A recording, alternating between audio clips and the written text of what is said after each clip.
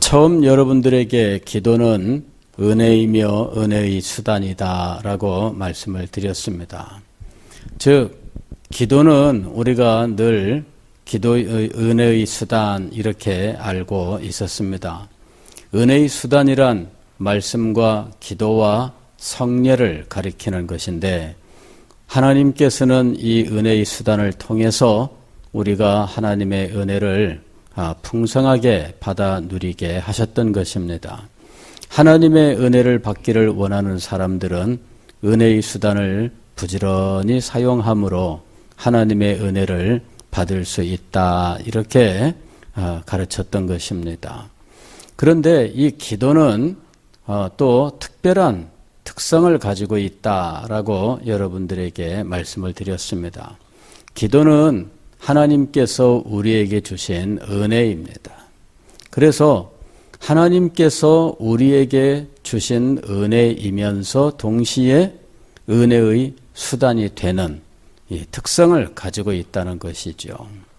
기도는 하나님께서 우리에게 주신 특권이면서 또한 의무이기도 하다라고 말씀을 드렸습니다. 기도는 상당히 독특한 특성을 가지고 있어요. 자, 그러면 우리가 기도를 통하여 하나님께 기도의 놀라운 세계를 경험하고 기도의 응답을 받으며 하나님께서 우리에게 주시는 크고 놀라운 것들을 받기 위하여 우리는 어떻게 해야 할 것이냐 하는 것이죠. 기도가 은혜라고 하는 사실을 기억해야 돼요. 즉 기도가 은혜가 되지 아니하면 우리는 기도를 은혜의 수단으로 정당하게 사용할 수 없습니다. 이게 굉장히 미묘한 관계가 있는 거예요. 우리에게 은혜가 떨어지면 우리가 드리는 기도가 하나님 앞에 상달될 수 있을 것인가? 바로 이 부분에서 우리가 많이 실패를 한다는 거예요. 우리가 하나님 앞에 울며 기도하고 간절히 기도하고 또 간청하여 기도하고 여러 가지 기도의 모습들에 대해서 기도하는 자세에 대해서 말씀을 하고 있지만 가장 기본적으로는 은혜가 되어야 된다 하는 거예요. 자기 마음속에 은혜를 상실하면 하나님 앞에 드리는 기도가 상달될 이유가 없죠. 자, 간절한 기도. 은혜가 없이도 간절한 기도 드릴 수 있어요. 절박한 상황이 되면 그냥 상황 때문에 간절함이 나오게 돼 있어요. 여러분, 인간은 절박한 어떤 상황에서 간절함이 솟아나오는 이런 존재예요. 우리 사람 자신이 그래요. 은혜와 상관없이 간절함이 얼마든지 일어날 수 있습니다. 그래서 간절한 기도가 하나님 앞에 응답받는 것이 아니라는 사실을 우리가 여기서 분명히 알 수 있는 거예요. 간절하게 기도를 드립니다. 열정적으로 기도를 드립니다. 눈물을 흘리며 기도를 드립니다. 온갖 기도의 모습, 우리는 그것들을 대단한 기도, 응답받는 기도 이렇게 생각을 하지만 그러나 이 모든 모습들은 은혜가 없이 그냥 자기의 상황과 형편 때문에 얼마든지 일어날 수 있는 거예요. 눈물을 흘리는 것도 자기의 형편과 처지에 따라서 얼마든지 나올 수 있는 문제입니다. 그리고 그때의 그 마음 자세는 진실해요. 그러잖아요. 절망적인 상황에 빠진 사람, 정말 간절하게 이루고 싶은 소망이 있는 사람, 그런 사람들의 마음속에는 절실함이 있고 간절함이 있고 그때 그가 하나님 앞에 드리는 기도는 그것을 이루기 위한 그 마음, 그것은 진실할 수밖에 없어요. 문제는 무엇이냐면 이 사람이 은혜 가운데 있느냐 하는 것이죠. 은혜 가운데 있지 않다면 단지 상황 때문에 간절해졌고 상황 때문에 절실해졌고 상황 때문에 그가 하나님 앞에 새벽에 나와서 부러진 제전들 그 상황에 처한다면 안 믿는 사람도 당연히 그렇게 하며 그 이상으로 한다는 거예요. 이것이 우리가 생각해야 될 문제예요. 안 믿는 사람도 그 상황에서는 그렇게 합니다. 안 믿는 사람도 그와 같은 처지에서는 그 이상으로 합니다. 그런 모습은 결코 하나님의 응답을 기대해서는 안 된다는 거죠.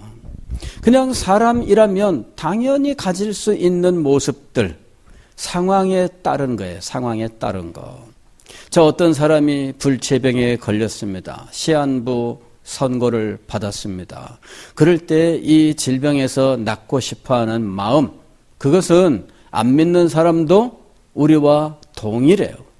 그리고 그때 이 사람의 마음의 자세는 우리가 얘기하는 그 간절함, 절실함 모든 면에서 동일해요. 그리고 그런 사람들이 이 병 낫기를 원하여서 누군지는 모르지만 어쨌든 아무나 기도를 들어주면 좋겠다. 이런 마음을 가지고 높은 산에도 올라가고 바닷가에도 나가고 용하다는 데 찾아가고 이럴 때 그 사람들의 그 절실한 심정, 그 심정은 진실일 수밖에 없어요. 그리고 그럴 때에 그쪽에서 요구하는 것들을 채워주기 위해서 기도받는데 1,000,000원 가져오세요. 그럼 1,000,000원 가져줍니다. 예, 실제로 그런 일이 있었어요. 언젠가 우리 기독교에서 일어난 일입니다만은 성령운동으로 유명한 이 목사님한테 서울의 아주 큰 교회 장로님이 암에 걸려서 기도를 받기를 원합니다. 정확한 액수는 제가 지금 기억 못하는데 3억인가 5억인가를 갖다 드렸어요. 기도를 받기 위해서, 병 낫기 위해서. 근데 죽었습니다. 난리가 났어요. 돈을 돌려달라. 싫어합니다.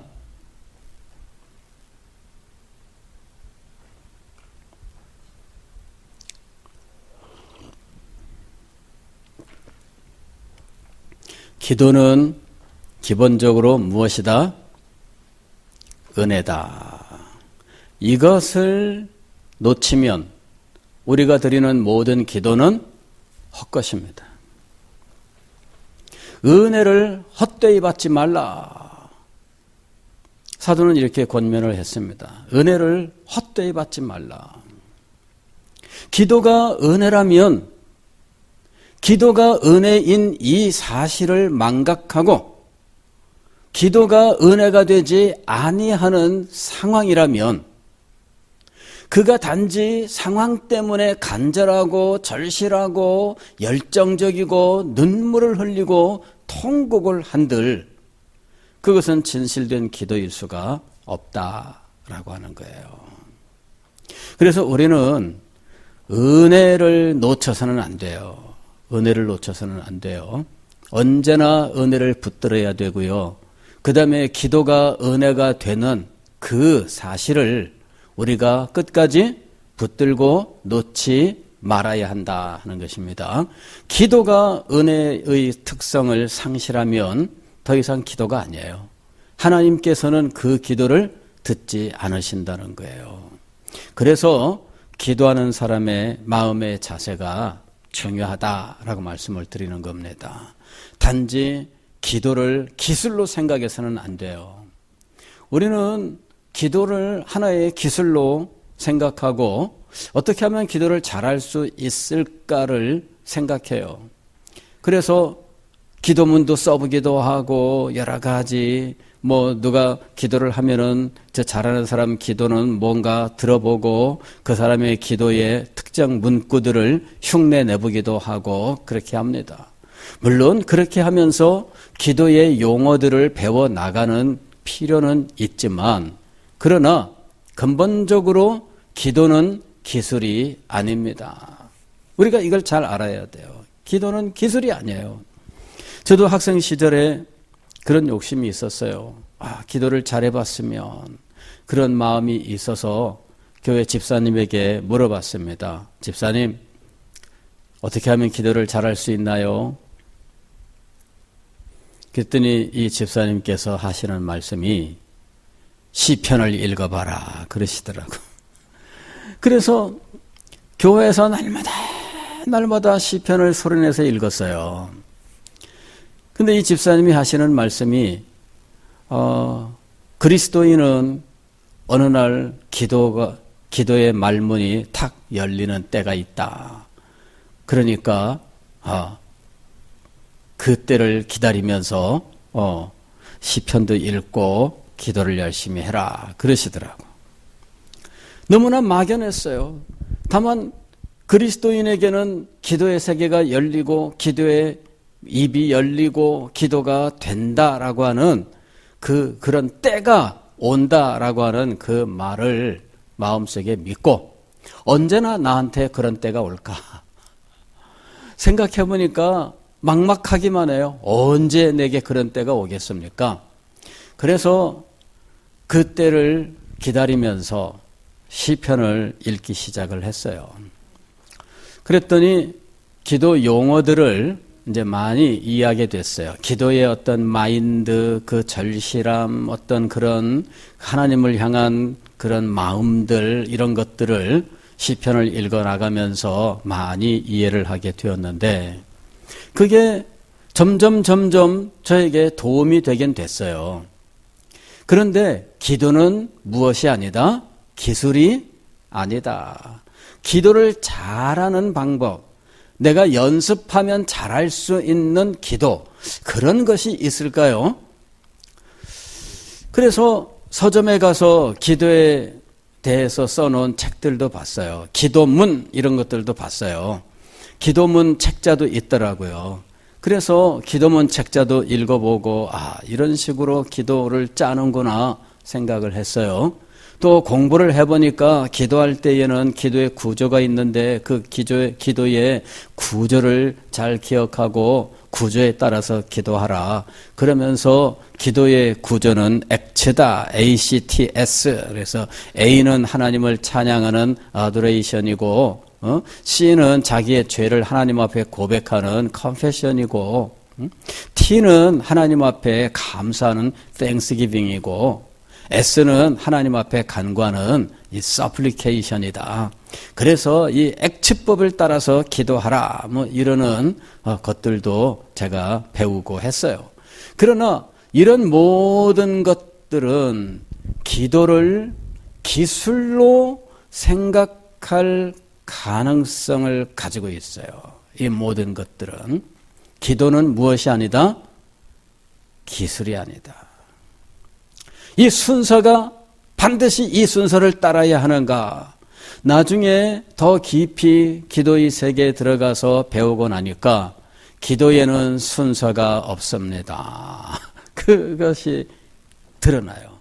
기도는 반드시 이 구조를 가져야 되는 것은 아닙니다. 어떨 경우에는 찬양만으로 1시간, 2시간 기도하다가 끝나기도 하고 어떨 때는 회개로 몇 시간 동안을 눈물을 흘려 기도하다가 끝나기도 하고 어떨 때는 하나님 앞에 감사만 하다 끝나기도 해요.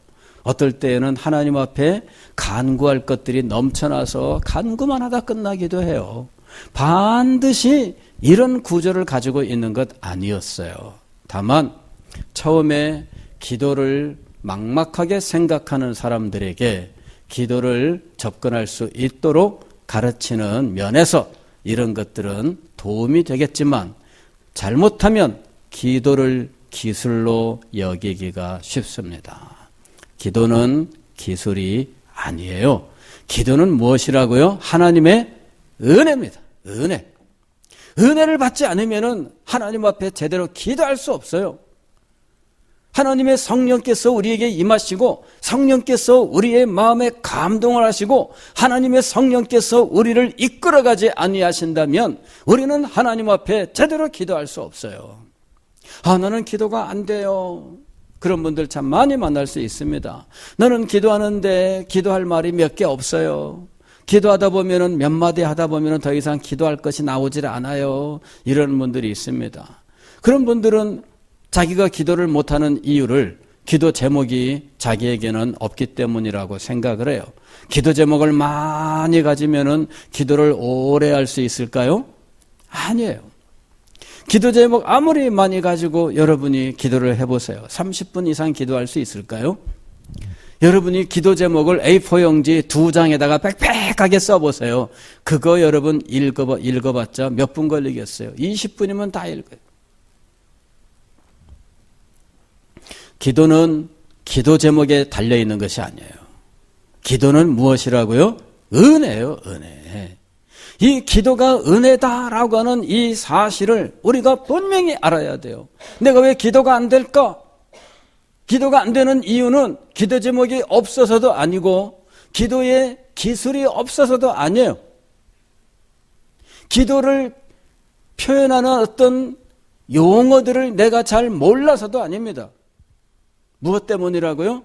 은혜가 떨어졌기 때문이에요. 은혜가 떨어졌기 때문에 기도가 안 되는 거예요.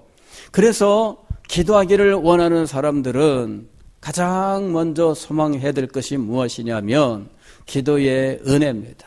기도의 은혜를 소망해야 돼요. 하나님 앞에 여러분이 정말 간절하게 기도해야 될 것은 무엇이냐면 하나님 저에게 기도의 은혜를 주십시오 라고 하는 거예요. 기도의 은혜가 우리에게 임해야 하나님 앞에 제대로 기도할 수 있습니다. 그러면 기도가 은혜가 되기 위하여 우리는 어떤 마음 자세를 가져야 할 것인가?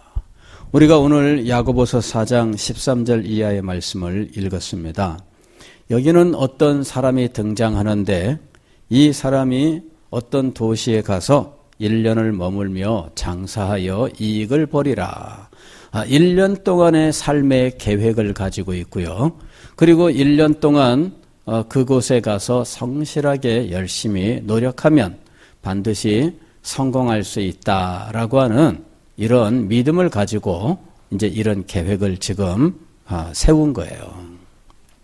아마도 그 도시는 아마 이 사람 말대로 가서 열심히 일하면은 다 그래도 상당히 성공할 수 있는 이런 도시일 거라고 생각을 해요. 그래서 세상 사람들도 하는 교훈이 성실하라 이렇게 교훈하는 거죠. 성실하면 성공한다. 열심히 노력해라. 성공한다. 이거죠. 이거는 뭐예요? 세상 사람들도 인정하는 이 세상 삶의 원칙이에요. 그리고 이 사람은 지금 그 원칙에 따라서 내가 어떤 도시에 가서 1년을 머물면서 그곳에서 장사하여 이익을 남기리라. 즉 내가 그곳에서 성공하리라 하는 이야기예요. 그런데 이런 정도의 마음을 가지고 있는 사람이라면 우리는 이 사람을 참 건실한 사람이라고 생각을 해야 되지 않겠습니까? 그런데 야고보는 뭐라고 이야기해요? 내일 일을 너희가 알지 못하는도다. 너희 생명이 무엇이냐? 너희는 잠깐 보이다가 없어지는 안개니라. 이렇게 말씀하고 있어요. 도대체 이유는 무엇일까요? 이 사람의 마음속에 1년 동안 열심히 일을 하면 성공하리라 하는 세상 법칙에 대한 신뢰가 더 강했다라는 거예요. 그냥 우리가 운동 열심히 하면 건강하고 그런 거죠. 그거는 우리가 이 세상을 살면서 당연히 우리들이 인정하는 원칙입니다. 그죠? 여러분이 건강을 얻기 위해서 어떻게 해야 되겠어요? 운동해야 되지 않겠습니까? 그게 당연한 거 아니에요? 그런데 그 당연한 것을 의지하는 삶은 그리스도인의 정상적인 삶이 아니다는 이야기예요. 우리는 자연 법칙을 의지하여 사는 사람이 아니고 우리는 세상의 원리를 의지하며 사는 사람이 아니다. 이 마음의 자세가 전적으로 우리의 마음속에 있어야 된다는 거예요. 지금 야고보는 이렇게 이야기하는 거예요. 15절 보면은 너희가 도리어 말하기를 주의 뜻이면 우리가 살기도 하고 이것이나 저것을 하리라 할 것이거늘 그랬어요. 즉 우리가 가져야 되는 참된 마음의 자세는 무엇이냐 하면 내가 어떤 도시에 가서 1년 동안 장사하여 이익을 남기리라 할 때에 그것에 항상 어떤 마음을 가져야 되느냐 하면 하나님께서 원하시면입니다. 하나님의 뜻이라면, 즉 나의 삶을 주장하는 이가 계신다라는 거예요. 자연 법칙에 따라서 살지 않고 세상의 삶의 원리에 따라 살지 않고 오직 우리는 무엇에 따라 사는 것입니까? 하나님의 주권, 하나님의 다스리심, 하나님의 인도하심을 따라 사는 사람이에요. 우리는 우리의 삶을 다르게 보는 사람들입니다. 그리스도인은 세상 사람들과 이 세상의 일을 보는 관점이 달라요. 세상 사람들은 봉급을 타면 내가 참 한 달 동안 열심히 일해서 봉급을 탄다 이러죠. 그런데 우리는 뭐라 그래요? 하나님께서 은혜로 내게 주셨습니다 이러는 거예요. 세상 사람들은 이해가 안 돼요. 이해가 안 돼요. 자, 일례로 그 축구 선수 중에 굉장히 욕먹는 선수가 있습니다. 박주영이라고 하는 선수가 있었어요. 굉장히 그 축구를 잘하고 뭐 국가대표로서 공헌이 참 큰 선수인데 욕은 굉장히 많이 먹습니다. 그런데 이 선수가 물론 이 군 복무 문제에 있어서 뭐 올림픽 동메달 따면서 면제를 받기는 했지만 그 전에 뭐 이 군대에 가는 거를 좀 연기하는 어떤 소위 말하면은 이제 이 법의 맹점을 파고들어서 그렇게 했던 일이 있어요. 그래서 이제 그것 때문에 정말 매국노 수준의 이 매도를 당했는데 저는 그런 그 배경에 이 사람에 대하여 그 말할 수 없는 모욕과 요구라는 그 배경에는요, 더 깊은 원인이 있다는 것을 우리가 생각해야 돼요. 더 깊은 원인이 있어요. 그건 뭐냐면은 이 친구가 골을 성공시키면 꼭 무릎 꿇고 기도한 거예요. 그 자리에서. 그래 처음에는 TV 화면이 이 기도하는 장면을 비춰줬는데 나중에는 이 친구가 골인 하면은 안 비춰졌어요. 화면을 바꿨어요. 왜? 사람들이 너무 골 보기 싫다고 하니까 하도 욕을 먹으니까 왜 누가 골인 시키면은 성공시킨 선수를 카메라가 잡아서 계속 보여주잖아요. 근데 안 보여줘. 왜? 기도한다고. 그러면서 욕하는 거죠. 그 사람이 골인 시키기 위해서 다른 선수들이 도와줬는데 도와준 선수한테 감사하지 않고 누구한테 감사한다고요? 하나님 앞에 감사한다는 거예요. 말이 될까요? 안 될까요? 자, 지금 내가 골인 시키기 위해서 나한테 그 전에 공을 전달해 준 다른 동료 선수에게 감사해야 될까요? 하나님에게 감사해야 될까요?